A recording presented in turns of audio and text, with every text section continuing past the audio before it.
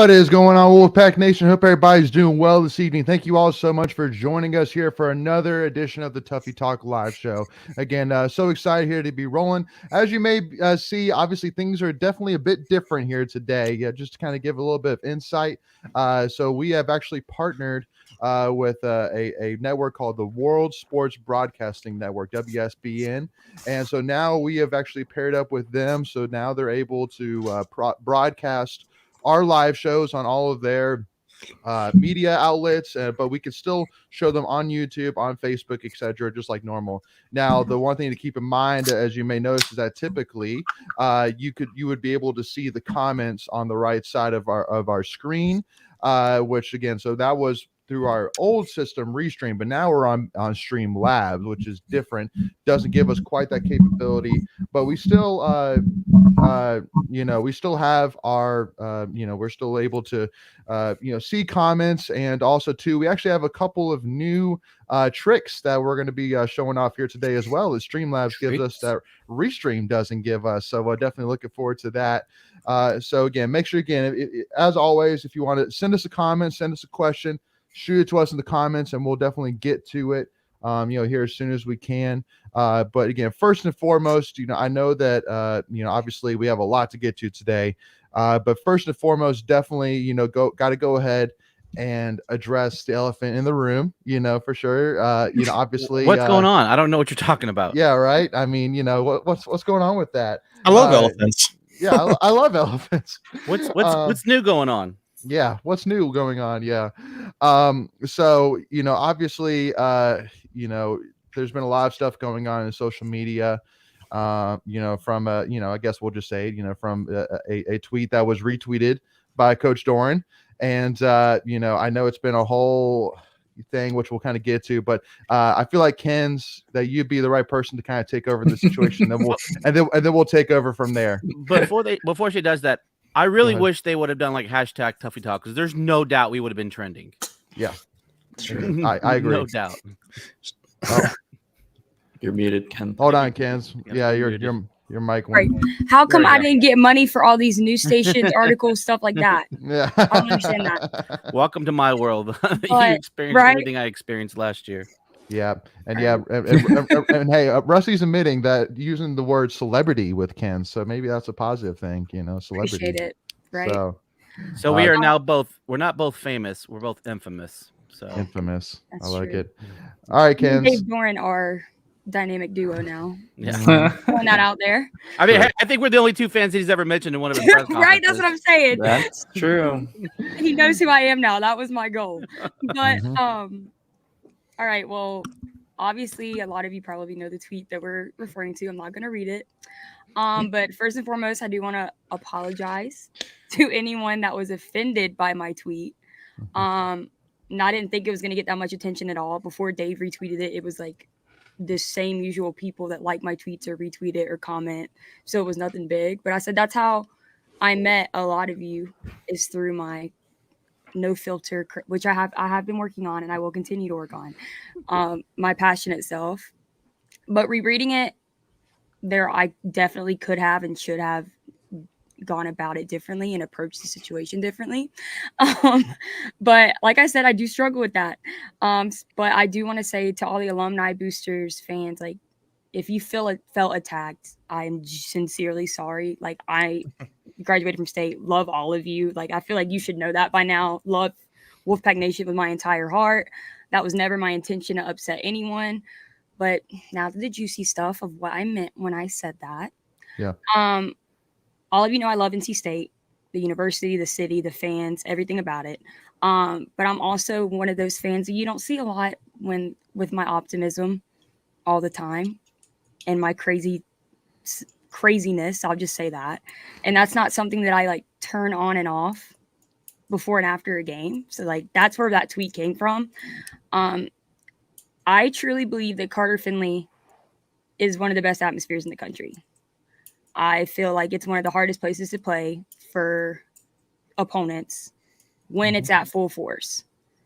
And I don't know if it's just me being friends with the guys on the team or the fact that I've heard from them saying that it's hard for them to come out after halftime and see a fourth of the stands gone or half of the stands gone, like that kind of not upsets them, but it makes them feel some type of way.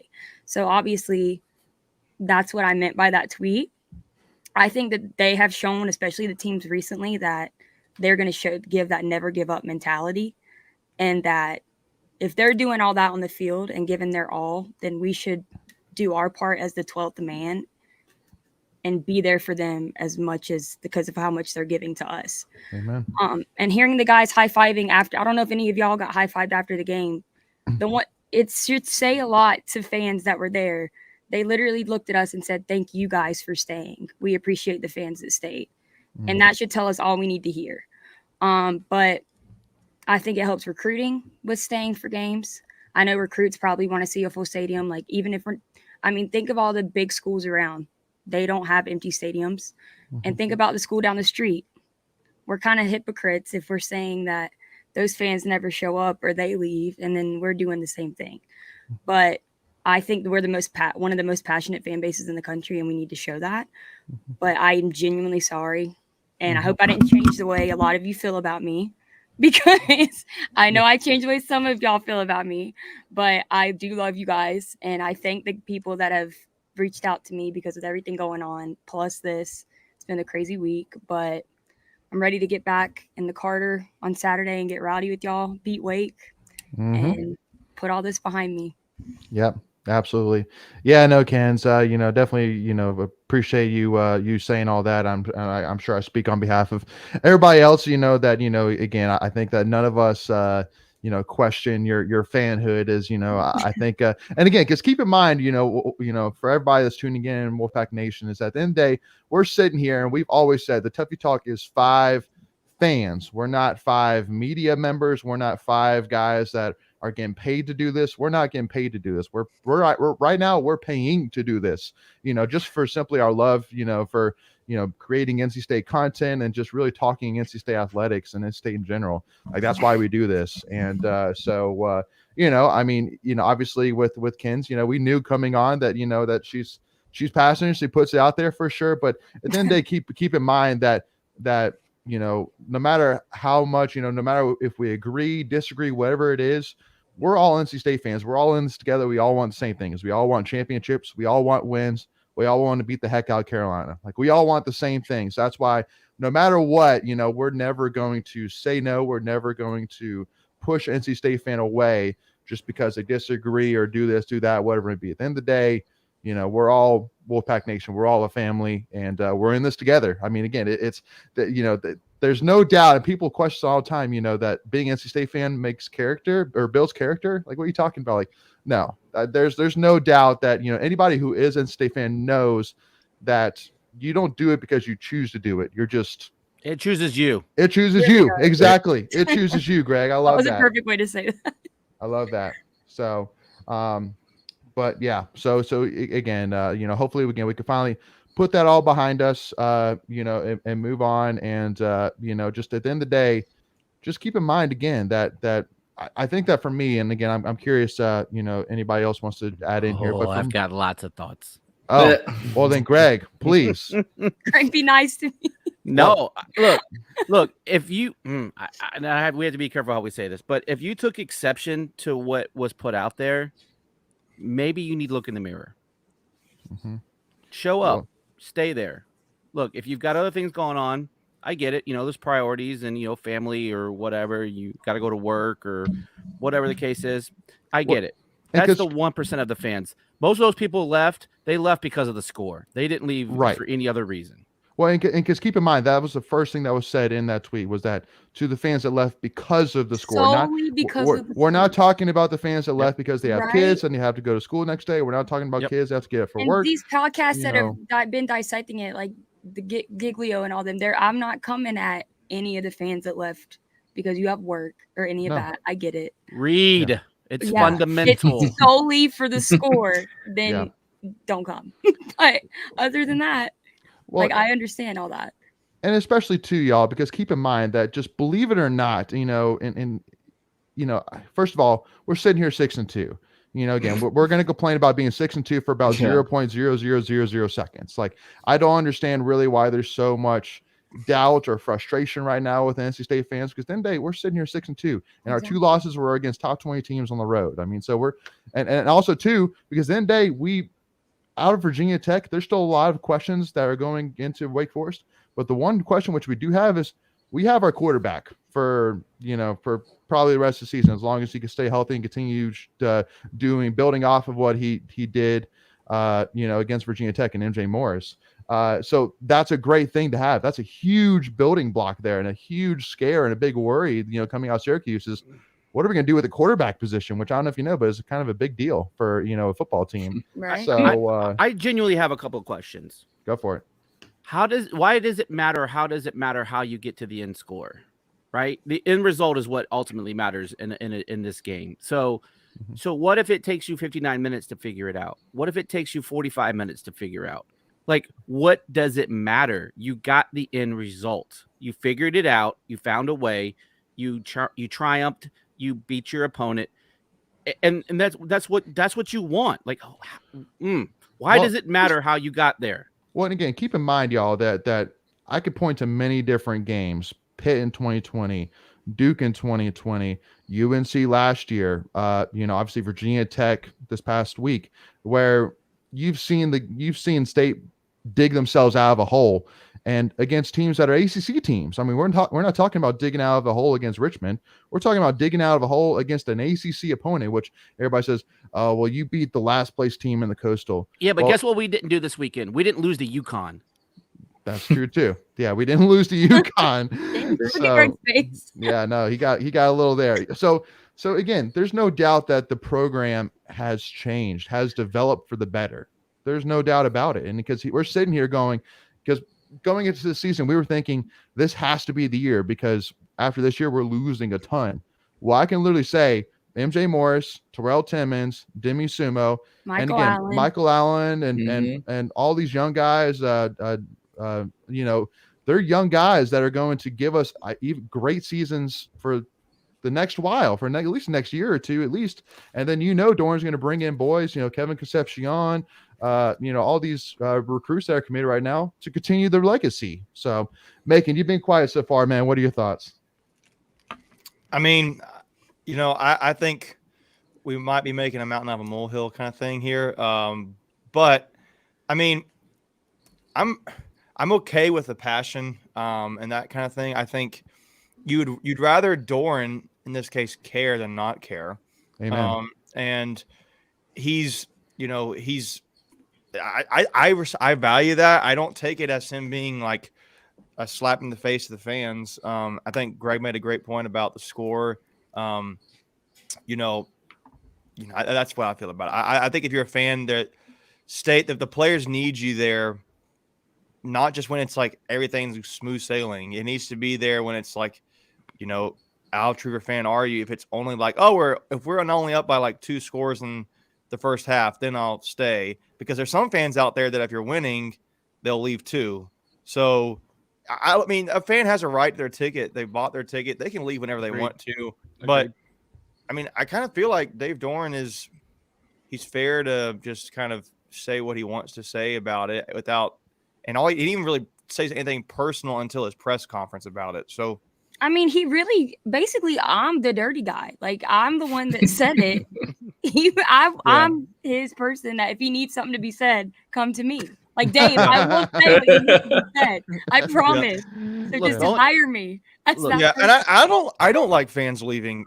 I don't like fans leaving early. I think it's a big problem. I think we've been talking about it for years with handouts and things like that. But I mean, like Mackenzie said and Leighton said, this is not about fans who have to go back to work. It's a Thursday night game. I get it. And you have kids, I get it. It's a late night game. I mean, Thursday nights are always late night games. But I just don't. I feel like if it kind of goes in the same vein of with donors, where it's like, oh, well, give me something to root for, and then I'll start donating. It's like, well, if you're not really interested in doing that after the last few years, we've been like 9-win seasons and almost a 10-win season, and 15 straight home games. 15 straight home games on the verge to tie. The record is 16, right? So we could tie the record Saturday and then potentially beat it the next Saturday. Right. And maybe they're waiting for an ACC championship, and we've discussed about, would you rather be an NC State or a Syracuse, where they had the one huge season, or maybe this season now is like another big season for them, but everything else has been like 4 wins. Really bad. I mean, they almost wanted to fire Dina Babers. Would you rather be that and have one amazing season, or be consistent and be like a 9-win team and always in that conversation right there? And at some point, hopefully you break through. I'd rather be that team. And I just think, fans are going to be fans. They have the right to their ticket, but I don't like seeing fans leave early. If it was a noon game and people wanted to leave at 2 o'clock, 2:30, I wouldn't like that. If it was a 3:30 game, people left at 6 o'clock, I wouldn't really like that. The game's not over. There's a lot of games that State has come back, obviously the Virginia Tech game, but you look at that Maryland game back in 2012. I'm trying to think. You guys help me out here. Some Florida other games. State. Florida State game where it's down 16-0, I think it was. Yep. Florida State this year. Florida State this year is a great point. Yeah, I just think there's a lot of instances where, you're called Cardiac Pack for the reason, and buy into that. Be there, support them. They can, if they're up by 3 scores, they don't need the fans as much, in my opinion. The time, if you are to leave, in my opinion, it's when you're up, right? Because then you're winning big. That would be the time to leave, in my opinion. But when they're down, they need you. They need that. Right. They need a little bit of motivation. Exactly. That's how I feel about it. Like, if we all just leave, like, well, how's that comeback going to come? Like, we're not really the 12th man if everybody's gone. Like, well, you haven't lost the game by halftime, right? So unless it's like, we're winning the game at halftime. Well, unless it's like 48-0. It was. We got the late touchdown in the third quarter, so we had narrowed the gap, but it was 18 with about 5 minutes left in the third quarter. So yeah. You just never know. You just never know. That's why I don't leave games. So, but let's end this. Let's wrap the bow on this. Hey, name all those names again that you said. All those young kids, just one more time. Demi Sumo, MJ Morris, Terrell Timmons, Michael Allen. So if I can take a song from the 80s, Our Future Is So Bright, We Have to Wear Shades. So let's go. All right. We're good. We're good. We're good. Yep. Again, Doran's got this program going in the right direction, y'all. There was a tweet put out today by Brett McMurphy that was provided by Mike Tracy, saying that we're actually have the 5th longest streak right now of consecutive rankings in the college football playoff rankings. So I know that. So I saw somewhere else that said State has one of the best winning, they're the program that had one of the most wins in the country without being in the playoff. And you're talking 72. Like the teams. You're talking like with teams with Penn State, USC, Wisconsin. Some really honorable programs, some high profile programs, and you're right there. And there really weren't any in that list that were like, Vanderbilts or anything like that, or Missouri. It was like legit name programs. So Dave Doran's doing this right. I think fans, if this is the one thing that he's done as a personal note that's bothers you, I would just say forgive the guy and let it go.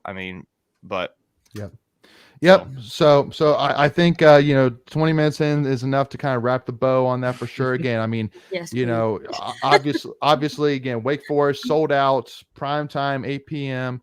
So it's going to be a happening, crazy environment. The red lights are going to be glowing in Carter Finley, and hopefully we got not hopefully, we're going to have a crowd there that's going to be spectacular to help these guys pull off what can be a huge win for Coach Doran and his staff. So one of the next things which I wanted to do, to kind of show off some more about our capabilities, is so I wanted to first show off, obviously we talked about MJ Morris, obviously, blew up in the, late third quarter heading into the fourth quarter for Virginia Tech last year. Wanted to show off this one clip here, which obviously is the clip that, I think all of us can just, gorgeous. Beautiful. I'll tell you right now, man, like I was up there in the stands and me and some of the fans up there were talking, and for that particular play, I was where that was in the game. I was like, they need to take a shot right here. And coincidentally, they did. And my everybody was like, yeah, that's right. You called it. Yeah. They've been like calling up, turning around to the box and taunting Tim Beck up to that point. But man, that was sweet. That was a sweet throw. This is the drive where I was with some folks, and everyone was down. And I'm like, look, we get a score right here, we're right back in it. And like 2 plays later, they throw this, and I'm like, I told you, let's go. It's gorgeous. Let's go. Gorgeous throw. Yeah. So again, there's no doubt that MJ has all the arm talent and then some. Again, even for Mike Glennon himself, again, one of the greatest quarterbacks NC State's had, to say that even from the quarter and a half that MJ Morris played, that he was blown away by the decision making, by the throws that MJ Morris was making. That's got to say a ton within itself. It's got to. I think it's just more so, again, that we talk about this, on a different show, an episode that's coming out at some point. But the fact that he was doing it when you knew he had to throw to score and come back, and that he's a true freshman, he did 3 touchdowns in like a half of football. I mean, that's probably, he was doing those things when the defense knew what they were going to have to do to score. He's a true freshman, and he comes in and he does that. Having to make those kind of throws more, I feel like even times the ability to make them, but also like that he had to do it in that situation was what was impressive to me also. Yeah. And by the way, Greg, Hunter Smith says, slap the Tuffy Talk logo on those shades and sell them. So the fact that he saved like he was put into a crazy position. We're down that many to like statistically the worst team in the ACC this year. And home field record is on the line. True freshman. Like, I just think like he's a beast. Like, for him to be able to come in and do that, like, he is our QB1. Now, and I will say this: I feel like obviously the depth chart was released. He is the starter. For those who didn't see that, he is not even co-starter. He is the starter. I noted this. I do feel like you're excited about it, and I'm excited about it. I think a little bit on it. Yeah, but I think you got to build on it. But I do think it's a little bit of like pump the brakes, because he isn't just a true freshman, and that was only like one half of football against that team. Against that team, right? So I just say when he pump the brakes a little bit, like he's going to make mistakes, probably. But it's encouraging. But man, there's so much there in that regard, and it's like there's hope in that regard. Like, this season may not be over, kind of thing. So I just thought he was really good in his decision making. Like he knew where he wanted to go with the ball, and he was like his release was nice. Like it just looked like it didn't look like a freshman. I will say that, right? And then like it looked poised for a true freshman. Absolutely, he got out of the pocket when he needed to. He did what he had to do. Yeah. Go ahead, Michael. That's what I was gonna say. I like he moved around the pocket well. I mean, it helped that the O-line was really, really good in the second half. Yeah, I think he took 1 sack, right? I think he took like 1 sack in that. Yeah. But that was on a blitz, so yeah. But most of the time, and when they did get pressure, he avoided it, and I think we were all impressed. By the way, welcome back, Devin Carter. Yes. DC. Yes. No. And again, we've talked about this, but I think that one of the most impressive things to me was that once MJ Morris started to flow, the whole team flowed with him. Agreed. Devin Carter started rolling. Finally. Holy crap, he started rolling. I feel like the defense started rolling. Go ahead. I feel like the GIF where the Undertaker comes out of his coffin. That should be, I think, with Devin Carter's face on it. Yes. That'd be a good one.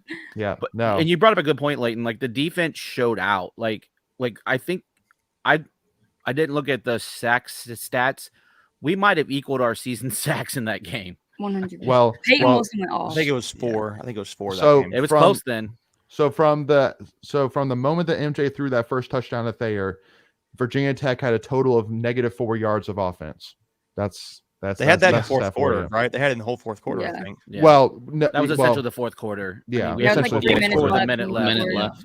Yeah. So, but McLean Hardy, and this kind of brings up one next question I want to talk about a little bit here. McLean Hardy brings up a comment saying, "No hate to Leary, but I haven't seen a ball placed that perfect in too long." And I obviously Leary up until he got injured, seemed to be off. Now Clemson, again, I always go back to Clemson. He looked solid to me. Like, was he, did he look like, the Devin of last year? Sort of, but, just, again, he's been a little bit off. But that kind of brings up my next question, because I know that's what everybody's saying. Because for those who don't know, Devin Leary had a press conference today, basically just saying that Basically just kind of touching base on his season-ending injury, and then basically the big comment out of it all was basically that he hasn't made a decision yet in terms of if he's going to return next season or not.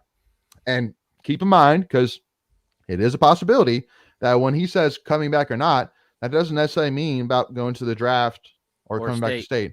Yep. It could be, it could be unfortunately transferring, which is, I'm not saying that I suspect that. I'm not saying I hope for that at all. I'm just saying that's a possibility. So go ahead. Let me ask you guys about that, because that's a big comment. That's a big question. Here's my thing is, why do you think he did that press conference? Because I thought it was weird too. It was like, I want to give a call a press conference to give you no update.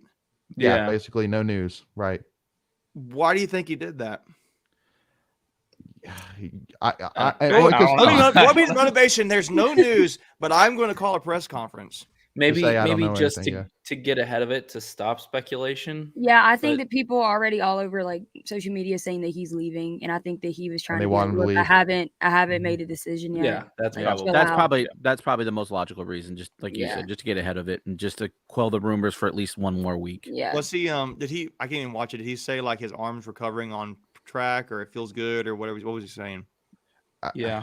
I mean, Michael. He just said he's taking it day to day, but it it's going well. No answers.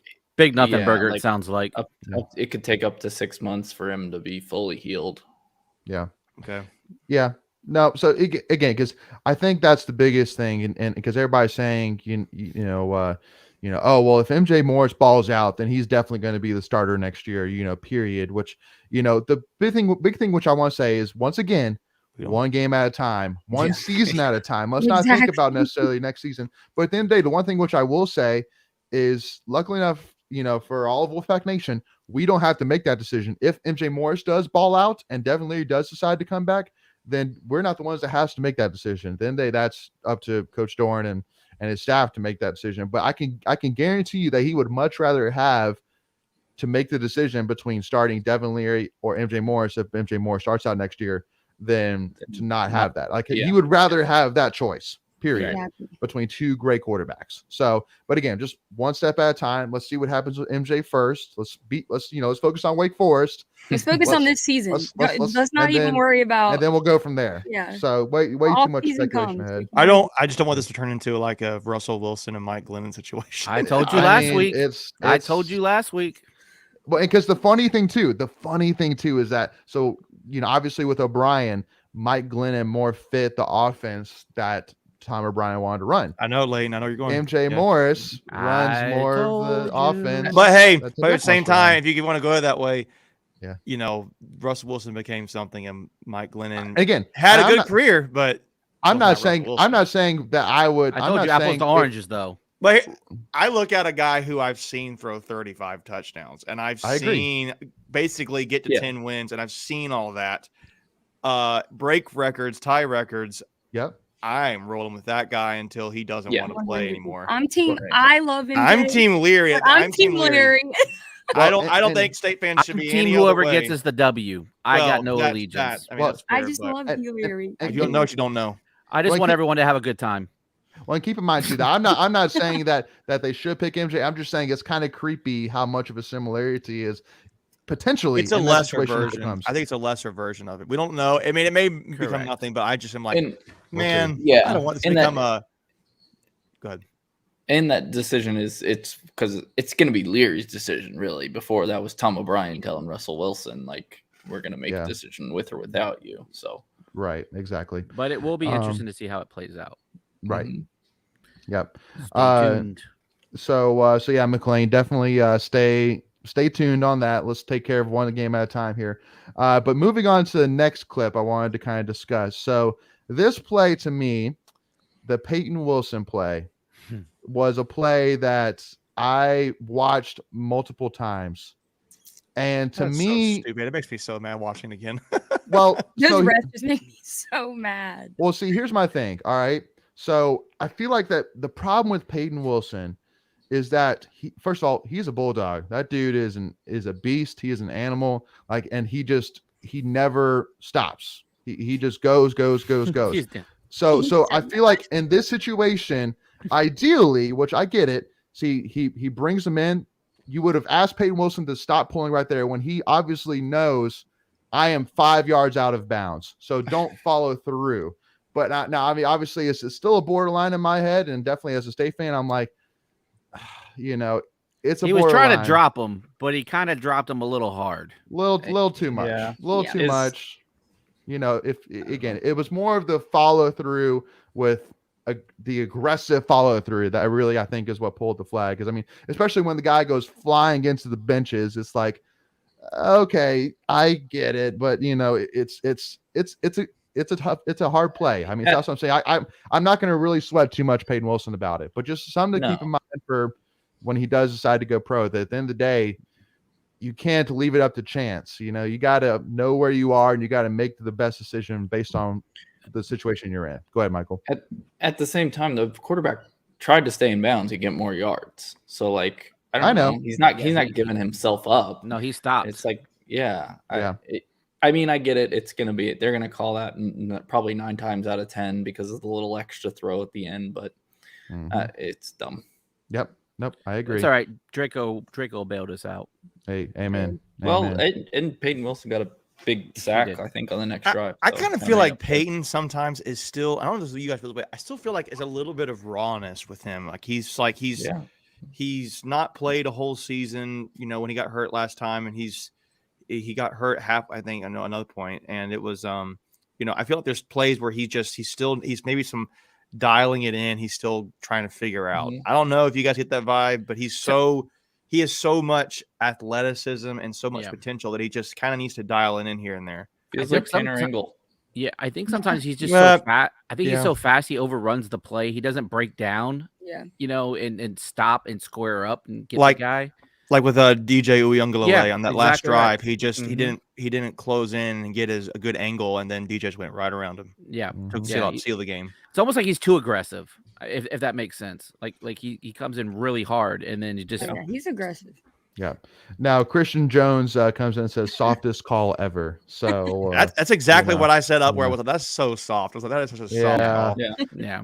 Well, I mean, you could definitely tell he was trying to let go, but he just, you know, he's a big dude. He was letting go after he full blown threw that guy into the bench. But he was carrying through the play that was started in bounds. I mean, like you can't just stop the play. I mean, you have to finish it, you know, and it just took a little too far. But I know. Again, man, what are we doing here? We won. Exactly. I know. Well, and just again, that was one play that just kept on, like, even after the game, I was like, I need to go watch that back. Like what was that? What happened? So you know, just want to kind of get some thoughts on that.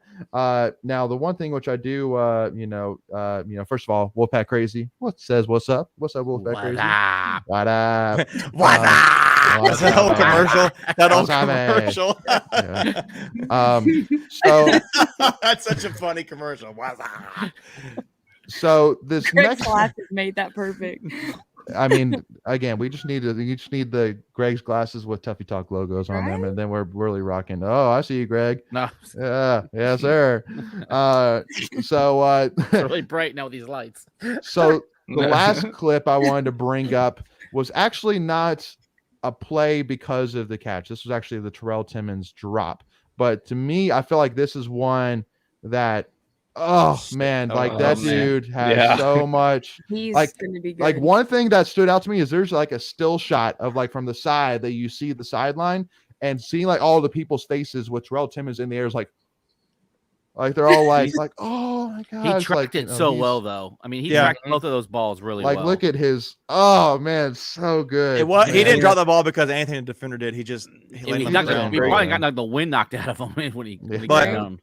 Dude, like, I remember when he was recruited, he was a 3-star guy, and I can't remember who his other offers were, but he was injured his senior year, and he was rehabbing, and I remember seeing a clip of him sprinting, like doing like a 40, and I think he had like a 4.3 kind of 40, and it was, I mean, he was moving for a guy his length, and I feel like maybe the only reason why they haven't played him is because either one, they're giving veteran guys playing time, or two, he doesn't know the whole route tree at this point. But if he can be in there and learn, if he can learn 1 or 2 more routes so he can keep a defender honest, that would be great, because he flashed a lot more on those deep balls than any receiver has to this point this season.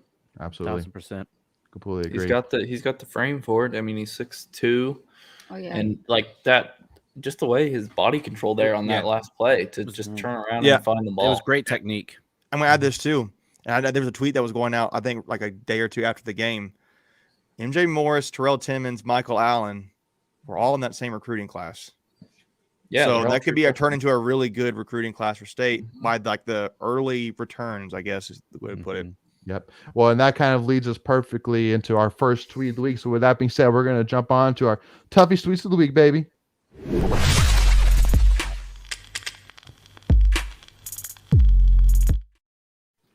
All right. So our first tweet of the week, not to, say is our tweet, because man, first of all, I love this graphic. But first tweet of the week is us.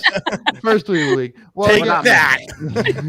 Hey, when I'm proud of a graphic, I'm going to show it off a little bit. That's all I'm saying. Okay. So obviously here you have pictured for those listening to us, you have MJ Morris, Terrell Timmons, and Demi Sumo. And all it says at the bottom is the future. And obviously, first thing which I actually loved was people commenting saying, well, what about Michael Allen? What about, Dylan Van? Gray. What about, Julian Gray? What about those guys? It's like, hey, listen, first of all, at the end of the day, I mean, that's not an issue at all. Just keep adding. That's what I'm saying. That's why I'm like, I love it. I love that we should add more people to this graphic. But at the end of the day, I mean, obviously I wanted to go, quarterback, running back, wide receiver, just keep it simple. And at the end of the day, I mean, Demi Sumo, believe it or not, a lot of people say, I thought he was a redshirt freshman. Nope, he's a true sophomore. Didn't have a redshirt last year because of special teams. But then, I mean, Terrell Timmons has really started to stand out.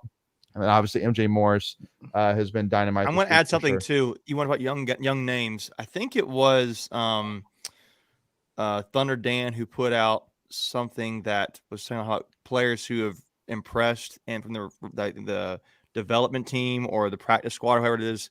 I think there was 3 other guys he was saying that their time's going to come, but I think it was Torrin Wright, Brandon Cleveland, and Dejon Thompson. Those are guys in that class that were, I've read somewhere, I think it was Thunder Dan tweet, which about those guys being their time will come. They've impressed. So yep. That class looks like it's going to be a pretty good class for state. Well, and McLean asked the question, why has he been on scout? Why has Terrell Timmons been on scout team all year with the wide receiver struggles we have felt? And I mean, expect to have that. We didn't expect it. Yeah, no, exactly. I mean, you have Porter Rooks, Thayer Thomas, Devin Carter, Julian Gray, who stepped up, Keon Lassane, Anthony Smith, obviously got knocked out, Daryl Jones. So, I mean, you shouldn't have to have Terrell Timmons. I mean, ideally you would like to redshirt him and keep him on scout team, but with obviously Anthony Smith being knocked out for the season, then Julian Gray, Devin Carter going through some struggles, Porter Rooks going through some struggles. It's like, okay, well, let's bring up Terrell and see what happens. And because Dave Dorn actually addressed that, saying that's why we brought him in, because we needed another explosive option with Anthony Smith going out for the season. So that's why we brought in Terrell Timmons. His other offers for Timmons were, I'm reading here, Elon, James Madison, A&T, and Rhode Island. Those were his offers besides state. So only Power 5. Yep. Yeah. Wow. We've had some success with some guys who've been only Power 5 officers. Jalen Samuels. Sure. Yeah. Russell Wilson. Where's he from? Greensboro. Timmons is from Greensboro. Well, and J-Sam only had one other offer, so so even crazier that guy only had one offer. But we're talking about one half of football. Again, be mindful of that. So yes, but at the end of the day, he only had 2 catches. We see the don't potential. Burst my bubble. Okay? We see the potential. That's all we're saying. We see the potential, folks. But I think that's really what the crux of this is look, we've struggled in some areas through the season, but the cupboard is not bare. Like there's more coming, and our recruiting class moving forward is going to be able to complement previous recruiting classes. So look, let's not get down on this team. And we've been saying it. There's still plenty of football. I mean, we still have 4 games left. Mm-hmm. Yeah. And Syracuse and Wake losing. I mean, yeah, there's a lot. There's a lot still on the table. Absolutely. So now moving on to our next tweet of the week is the announcement of the college football playoff rankings, where NC State comes in at number 22. So again, in the AP poll, we were 21. College football playoff came in at 22. Wake Forest is at 21. So you got number 21 this weekend versus number 22. So I mean, it's I feel like that's pretty fair. I mean, honestly, because especially since the college football playoff, this is their first poll. They could go all kinds of different ways. They could, have put us, a good bit higher. They could have not ranked us, but I feel like that 22 for me, I was like, okay, good. I like it. And also too, because my number throughout my, the youth years was 22. So I'm like, I like 22. I like that number. Can we take a second? Like, there's some non-traditional teams on here that have not been playing well the last 5 to 8 years. Like, you have UCLA, UNC, Oregon State, Syracuse. Like, I mean, there's some programs that Alabama, Texas. I don't even know what is that A logo? I've never seen that before. Yeah. But no, anyway, I just thought it was, kind of refreshing there. Yeah. But Illinois up at 16. That's that's a shocker for sure. There's a state coach there. Was it the receiver? George McDonald. Yeah. Mm-hmm. And then Devin's brother Donovan Leary is there. Yeah, and then what's his name? Aaron Henry. Calvin. Thank you. Yep, Aaron Henry. And then Calvin Hart, former in-state linebacker, transferred there. Yep. Transferred to Illinois. And then Devin Leary's brother's there too. Yeah. Mm-hmm. Yep. Yeah. So and true. I think the running back leads the nation in rushing yards. The Illinois running back. Yep. So I mean, just wanted to kind of throw that up there to see if there's any comments. But I mean, pretty plain and simple. Sounds good. Looking Still a forward lot of to football. Still a lot of football to be played. Exactly. Mentality. Yep. And don't worry too, Dennis. We're going to be talking more about the Wake Forest game here once we get through a couple more things here. So first of all, crazy news today: Nyheim Hines going to the Buffalo Bills. Gonna play more. I'm so excited. And then Bradley Chubb going to the Miami Dolphins. I mean, for NC State fans, definitely blockbuster trades because first of all, it's crazy that two Pac Pros are getting as much national publicity about a trade. So that's really cool. But same also recruiting class too. Yeah, same. I think they were. No, they were. Bradley Chubb was in Pac 13. Nyheim was in Pac 14. Oh, I thought they were the same one. Okay. Whatever. So, but still, I mean, they played together. So, that's an important thing. But, I mean, also to me, because I think this is huge because they're both going to way better situations than they were in. I mean, they're both Super Bowl contender teams now. I mean, especially Nyheim Hines. I mean, he's going to be competing for some major RB1 possible usage. Depending on Bills are probably the favorite for the Super Bowl right now, right? I would say so. Well, in the AFC side, obviously it's the Eagles on the NFC, but yeah. So, and then Bradley Chubb going to the Dolphins. Now, obviously, he has to go compete against, guys like former Clemson defensive lineman Christian Wilkins, etc. So, a little bit of smack talk there, I'm sure, which I'll take it. But again, definitely congrats, and I'm sure Nyheim and Chubb are excited to go and compete for a Super Bowl. That's definitely on the table for these guys. I know Naeem's probably excited about going to compete for a Super Bowl, but going to play from Indiana Dome to Buffalo outside in that winter. Woo! It'll be a difference. Isn't Buffalo going to be building a new? Is it Buffalo planning on building a new facility? Yeah, they're trying to. But then you have Bradley doing the opposite, right? Going from cold Denver to warm Miami. So, and he's going after really the hot part of the year, so it's going to be comfortable down there. Right. Yeah. And then end game. Kevin Concepcion had multiple offers, not just one. Besides State had a lot of offers. Major 4-star recruit. Concepcion had like 20 or 30. Like he had a lot. He was big. Again, so just pushing on there. Hugely excited for those guys and excited for what's to come. So now, obviously, first of all, happy Halloween to everybody. Hope everybody had an awesome Halloween. And just in case too, for next year, if you're looking for a costume, we always got the crazy NC State fan jumping, breaking his leg costume. Again, it is included a team shirt, team hat. That guy looks familiar. Leg, but it does include a stretcher, EMTs, titanium rod, and 4 screws. And yes, it says Strether. Yeah, I misspelled stretcher. I was trying to get it out because I was like in a hurry. Yeah. Do you know what? It kind of makes it even more legit because these things have typos in them. So that's true. Look, there was no spell check on the meme generator, so I apologize. I did graduate from high school only, but I did furnish first. But it was in summer school, and there was only 3 of us. So anyway, Yeah, no, exactly. So got to give them credit for that.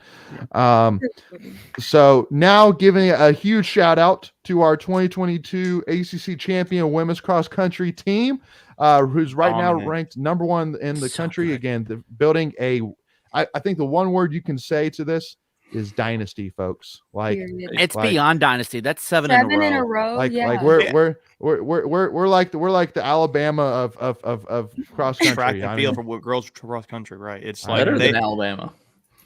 Yeah, I mean, Alabama's not even in the top 5. We just got to win a couple more national championships, to legitimize that. But I mean, 7 straight conference championships is ridiculous. And then obviously huge shout out to Caitlin Tuohy, who's been absolutely dominant this season. And we finished 1 and 2 in the race. Yeah, Mm-hmm. but we had both first and second place. And I think runners were ours. And I think 4th.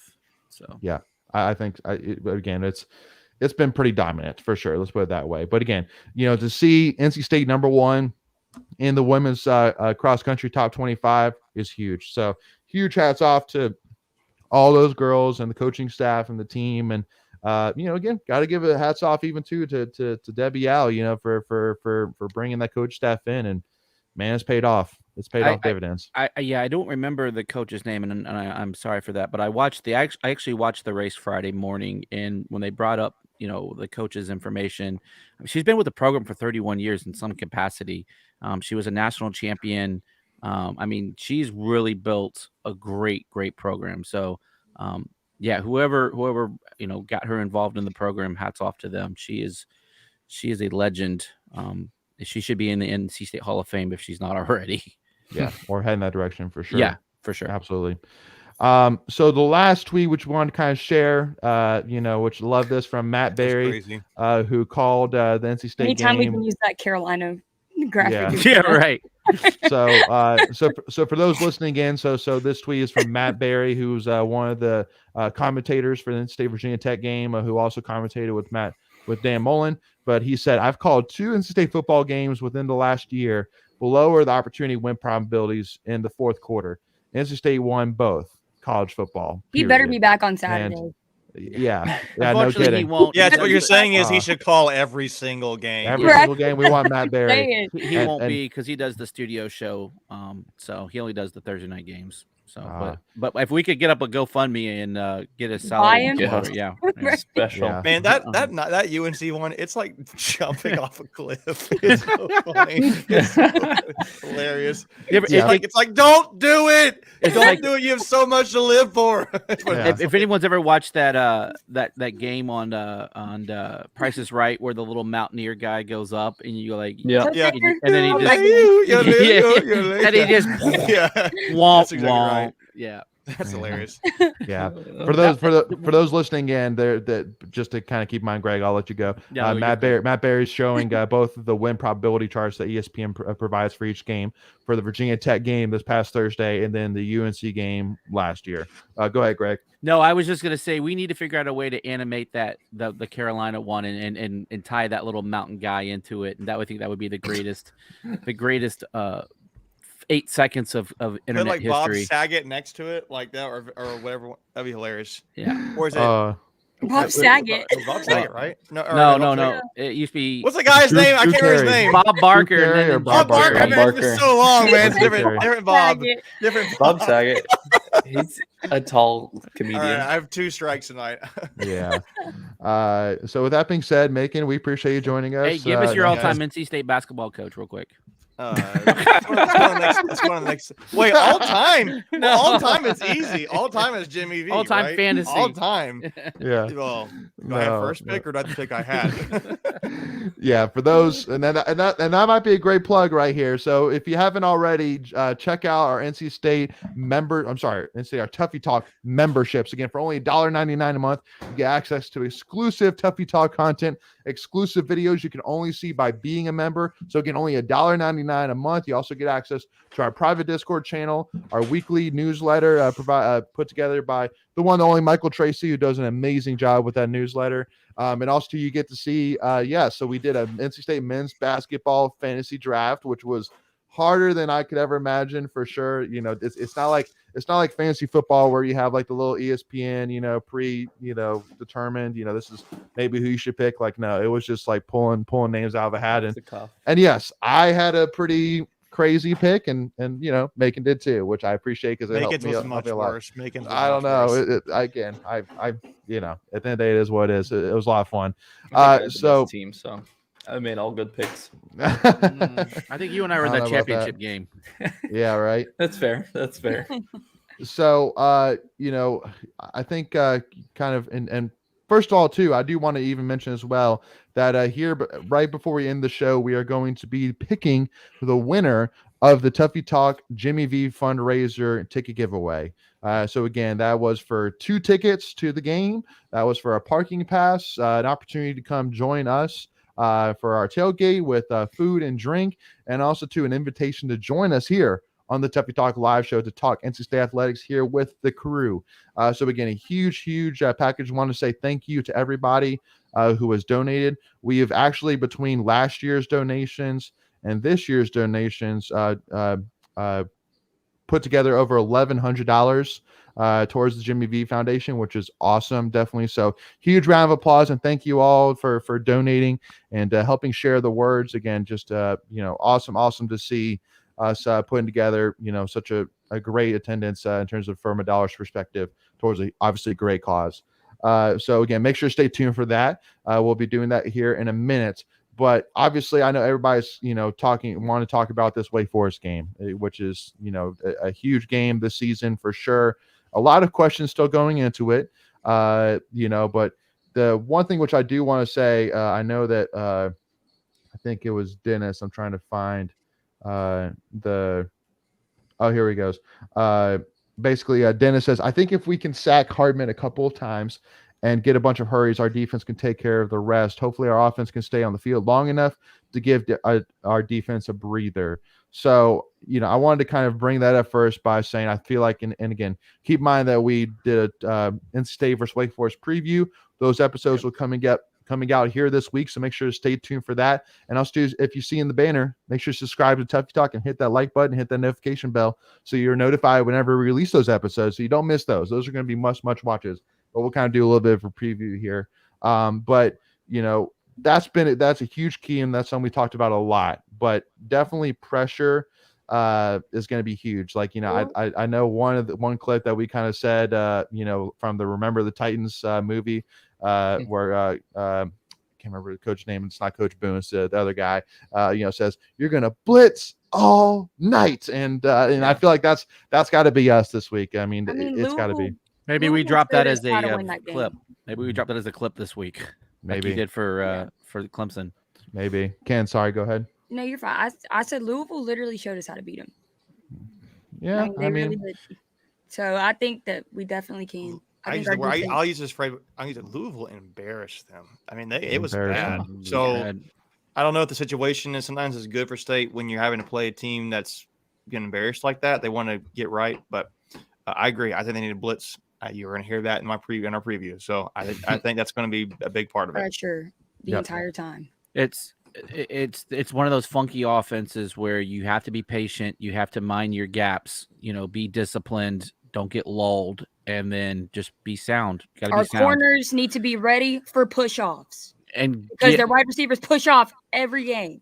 Be ready for it. And get off the field on third down. They killed us last year on third down. They were like 60-70% on third and fourth down. Now, the kind of thing which, I feel like is a little bit of an annoying factor, which, I mean, again, hats off to Sam Hartman again. I mean, he's obviously a great guy. I have no issues with him, in terms of from a personal perspective. Obviously, again, I mean, there's no doubt he's a talented quarterback and, I mean, has been. But Sam Hartman is only one touchdown away from breaking Phillip Rivers' career touchdowns. He's going to do it inside Carter Finley. That's what I mean. I know. I'm like, oh my gosh. No, he's not. He's going to break that record the entire game. Yeah. Or is he? Is Right. Dun, dun. He totally is. Yeah. This is his 5th year, right? Yeah. Yeah. No. Yeah. So Phillip I mean, Rivers was only here for 4 years, so like. Yeah, but records are records. I know. Records are records, though. No. Technically, it doesn't count. Yeah. I mean, let's just not even put him on the list. Right? Just stop it right there at 94. Ted Brown is still the all-time rushing leader, but yes, exactly. I don't with the way college ETN doesn't football's deserve going, it. he may keep that record. People just Maybe don't run the ball. Yeah. No, absolutely. well, that and he played in like 20 bowl games. True. True. That is true. And you know, definitely again, so that's definitely a salty, you know, point for sure. You know, that could potentially happen, which, you know, hey, if it does, then so be it. But then hopefully we can pay him back by not giving him the victory to go along with it, which I think we'll take that. Fair, I would be fair. I will say if he were to do that, I think it's worth fans, you know, state fans, no matter who it is, being like, hey, regardless if they win or lose, congratulations. That's a really impressive thing. So yeah, good for you. Absolutely. No. I'm not clapping. I want to polarize him. It'll be But I love easier. I'm not telling a Wake fan congratulations at all. Well, First of all, I didn't say tell a fan that. I said save a heart. Wait, hold on. Wake Forest has fans? right? Yeah, exactly. What? If you could Wake find Forest has fans? All right, Only come on. against I don't us. believe that. I don't believe that.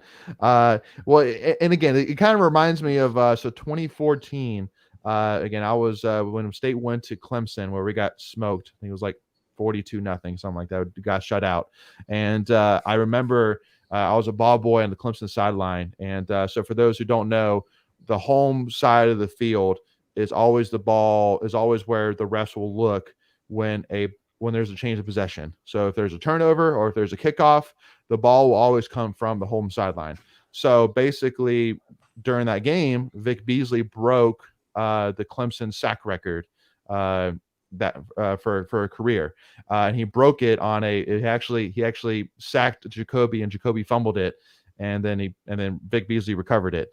And so we got that ball because the ball came back to us and they put in the Clemson ball. Well, so right after that play, a couple of staff members actually came up to me and asked, "Hey, would you mind if we had that football? You know, Yeah, if we mind we if we would. kept it." Would you mind if we kept that football? You know, because he just broke the Clemson sack record. And I was like, I mean, I'm not sure. I can't make that decision, but I'll go talk to my boss and get back to you because it happened in the first half. Halftime, when talked to Country, the head equipment manager, and he was like, "Yeah, no, that's cool." And so I ended up giving it to them. And the head equipment manager actually came up to me and shook my hand and said, "Tell Country, really appreciate that. That really means a lot. Thank you so much." You know, at the end of the day, obviously, does it suck that he broke it against us? But at the end of the day, it's like, listen, you know, it's not like he got all those sacks on us. It's not like he broke the career record of Clemson's sacks against NC State. It's so at the end of the day, it's like, you know, hey, respect where respect is due. Vic Beasley was a beast of a defensive end for Clemson. At the end of the day, Sam Hartman's been a god for Wake Forest, over the last few years. So, I mean, you're a better man. I would have given him a red Nerf football and called it a day. Yeah, pretty sure this is the one. He used. This was it. Totally serious face. Like, what? What's the problem here? Yeah. It makes A half-chewed dog toy football. That's just the one. Yeah. No. But again, the one thing which is kind of crazy though is not this past week, but the week before, Miami and Duke played, and Duke forced 8 turnovers. So Miami had 8 turnovers, and everybody was like, "Oh my gosh!" Like, it actually broke NCAA record for the most amount of turnovers in one game. And then a week later, Wake Forest has 8 turnovers against Louisville. And it's like, what is going on in the ACC this year? Holy smokes! And then on top of that, you got freaking Boston College looking terrible. I'm like, and I feel bad because it's horrible. How do you feel for Zay Flowers? Like, dude, that guy came back for weapon. That dude is committed. That dude is the fact that guy hasn't already said he's in the transfer portal, I think says he's in the NFL portal. Like, he's going. Oh yeah. No, but if Charles Barkley did football, like, that's terrible. That terrible. Terrible. There's Terrible. Terrible. Right now. That's pretty good. I thought somebody said earlier, at least we didn't lose to UConn. Like, Boston College lost to UConn. And not just lost, they got pretty much controlled the entire game. Like, it wasn't even close. It was the Chowder Bowl, and Boston College lost. They lost their own chowder bowl. Yeah, pretty When much. you go to a game with a brown paper bag over your head. I was at the UVA Miami game this weekend, and that was ugly. Yeah, that was ugly too. That was one touchdown in 4 quarters plus 4 overtimes. And the Mhm. thing is the game had to end in a touchdown because you go for 2-point conversions. Right. So like it was a bad it was a touchdown. You had to get in the end zone. Well, yeah, it was only technically a 2-point conversion. Yeah, technically it's a 2-point conversion. That's fair. But anyway. Yeah. You know, again. So yeah, so that's true. Buts. There was no touchdown scored in that game. No touchdowns. True. Ugly. It was so bad. But again, I mean, it just goes back to, I mean, because again, we, you know, ever so often, you know, we message a little bit with Fourth and Dude, which is a Boston College podcast we did the preview with last week. I'm sorry, not last week, last year, when we previewed the in-state Boston College game. And I feel for them. I really do. I'm like, golly, like, you know, there was a lot of excitement heading into the season, obviously getting a, you know, second, third year with their new coach, obviously Phil Jacoby coming back, Zay Flowers coming back. And man, just has absolutely blown up in their face. And same thing with Miami too. I mean, Miami was like, "This is our year, baby. This is our year." And yeah, I think the best thing they can do. Go ahead. I don't think they returned a single starter on either offense or defensive line, and that's well, but that's hard to do. remember preseason though, when everybody was saying that the ACC has the most star-studded quarterback class, you know, and it's not even close with. Well, it was the one we weren't thinking about. Right. But again, I mean, look at most of those guys. Tyler Van Dyke, you know, has been not so much. And then, you know, obviously Malik Cunningham's been so-so. Devin Leary was so-so. Brennan Armstrong has been god-awful. So the only one that's been anything is Drake. Drake. He wasn't even on the list though. That's what the point was. He wasn't on the list. I know. Yeah, Drake Mai, you know, from North Carolina University. So yeah. DJ's been good too. I mean, not anything outstanding, but you shut your mouth. You shut your mouth, Michael. You shut your dirty mouth. You shut your mouth when you talk to me. Yeah, no, absolutely. Greatest line from Wedding Crashers. So, but one thing which we haven't talked about, McLean Hardy brings up, can't explain how great it is to have Trent Penix back on the field. Great extra blocker and a huge help on third downs. I mean, obviously, you know, highlighted by the touchdown where, I think Virginia Tech just plain up forgot about him. And, you know, so for him to get back in the end zone after being out for so long was awesome to see. And again, I mean, that guy's he's a Swiss Army knife. I mean, I think he's going to be big this season. He's just like Jalen Samuels. He reminds me of Jalen. Yeah. In every way. He's in the light of Jalen Samuels for sure. Now, I mean, there's never going to be another J Sam. I mean, that dude was a beast within itself, man. That dude was. He's a close resemblance, but I feel like the Jalen Samuels was more athletic and dynamic with the football in his hands. Not saying Trent Penix isn't. I'm just saying Jalen Samuels was different. I think Trent is more like a kind of a bowling ball stout guy, where Jalen was more of a shifty guy. You know, Jalen can go east, west, north, south, whereas I think Trent's more of a north south type kind of guy. And also, go ahead, because J Sam had an underrated stiff arm, and he also too is the greatest of all time at Smack Talk. He was the greatest of all time. I don't know. There will never be. You think he's better than Phillip Rivers? Phillip is different. Phillip is different. All right, let's put it that way. I feel like that it's different. Dang it! Shoot. Darn it! Dadgummit! And he doesn't think he goes. Yes. No, that's a good point, Greg. Yes, but I would say I get you. I get where you're going. Dagnabbit! Very different. But I think just having Trent back, there was a lot more juice, and he brought a lot more electricity to that offense. Absolutely, because I think it was just missing something, right? And so with him back, I think it took him to another level. Yep. Having him and Demi back on Saturday. Well, hopefully Demi's back. It's not official. Yeah, he said he thinks he's back. The word is expected, but you know that doesn't necessarily confirm. No, I will say this: it should be a good thing. There was a picture that was floating around, or that the team put out, I think, of practice or something. And it was a picture of him in pads. He was in full pads. So that's and no jersey, no yellow jersey, whatever. But let's before we get to like that hype video last week, when because of the Halloween theme and Trent being on the tricycle, yes, and the lights flickering with like the electricity, next level. Yes, Next Yeah. level. I know. Have they announced the jerseys for this week already? Not yet. Not yet. No. Not Usually yet, Thursday. but I know two-man Wolfpack podcast is all in on the all red hype All train. red. I think they should do it. I think they Dude. should. NC State fans would be lose their perfect. minds if they did all red. They would lose their minds. And again, because keep in mind, I will say this. This is a reminder because I have a little bit of insight from the all red, topic that there's no doubt Doran is absolutely superstitious. He is 1,000% superstitious. Is he a little stitious? He's not a little stitious. He is superstitious. That man, he's definitely superstitious. And again, if he's winning in a certain uniform or a certain helmet, whatever it is, he's going to wear that uniform. He's going to wear that helmet as much as he can.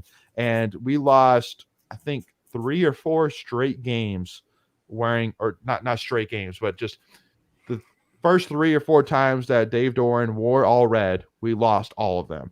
And so it was Oh, no, I don't want to wear them. it was from that point Dave Doran was like, all right, we're not wearing all red anymore. So, but yet Dave Doran says when he's asked the question of where does the uniform combinations come from, he says, oh, the leadership committee decides. Which I'm like, I don't know about that. I think Doran's got some input. Well, no, Doran's definitely got input. He said he has some input. He said he's not a veto. He's not a veto. Yeah. Well, he can veto exactly. Yeah. Well, we want to wear all red. No, all red. No. I mean, he legit could. Yeah, I mean, he might have. So, but I mean, I think it looks so clean though. Yeah. So I'm ready for it. So again, we'll see what happens. Fingers crossed. All red. We'll love that. But one thing which we do got to do, kind of running a little bit on low on time, but one of the things which Dennis just came in saying, do you think Wake will try and confuse Morris because he's young and inexperienced, showing a bunch of different defenses and shifting? I worry about an interception with Morris. I mean, first thing I got to say that is keep in mind that I think that Wake Forest, they're coming into the season knowing they're not going to have the best defense, and statistically so far, they haven't had a good defense. So I think, honestly, for them, it's like they're just going to keep it simple and just try and just play their football. I mean, I don't think that they're like that good enough where they can be like, hey, let's do something different, kind of shift things up. Because right now they're just like, hey, listen, whatever works for us, that's what we're going to do. Yeah. I don't know, but you guys have any thoughts on that? I mean, I'm sure they'll do something, but sure. I mean, every team's going going to do something. like big. Yeah. Huge. But just play our game. We just got to play our game. Exactly. Hey, again, it was great to finally just see the offense be effective together. Yeah. Fourth quarter offense together. And again, because keep in mind, just like once again, we didn't even play with Demi Sumo. We finally got that touchdown too. So now it's true. Now we're going. It was like 120, 130 minutes before we scored a touchdown. Yep, it was a long time. It was wild. Now, the one thing which I do got to do here, and because I don't think that this guy's got enough credit, but Jordan Houston, we got to bring him up, man. Like, this play right here, 3rd and 3, less than 2 minutes left, 1 timeout. So if he gets this, then game's over. Yeah. I mean, the fact that, Jordan Houston this season has been nothing short of consistent, of reliable, of trustworthy. Again, I know everybody says he fumbled against ECU on the goal line. Like, how could you say that? Listen, that's one mistake, but ever since then, he has been Mr. 3 to 3.5 yards a rush. He's been, he hasn't turned the ball over. He's caught the ball. He's made plays. He has been reliable. So I got to give a shout because everybody's talking about Demi Sumo. I don't think they're talking enough about Jordan Houston and how much, that guy's, not been, flashy, but he's gotten the job done. Turn too. And he has waited his turn. He's just a steady Eddie. I mean, he just goes out and just does his thing. He's not going to probably blow you away most of the time, but he's just go out and do his job. Get the job. Yeah. He's going to get the job done. Simple. Yep, absolutely. And yes, Dennis, so we hope that our fans are off the chain on Saturday too, but we are expecting it. We're not hoping it. We're expecting they're going to be off the chain on Saturday. Yeah. So anyway, though, but with that being said, we're going to kind of wrap things up here. So before we announce the winner of the ticket giveaway, again, Michael, myself, and Macon did the NC State vs. Wake Forest preview. So we gave our score predictions during the preview. So if you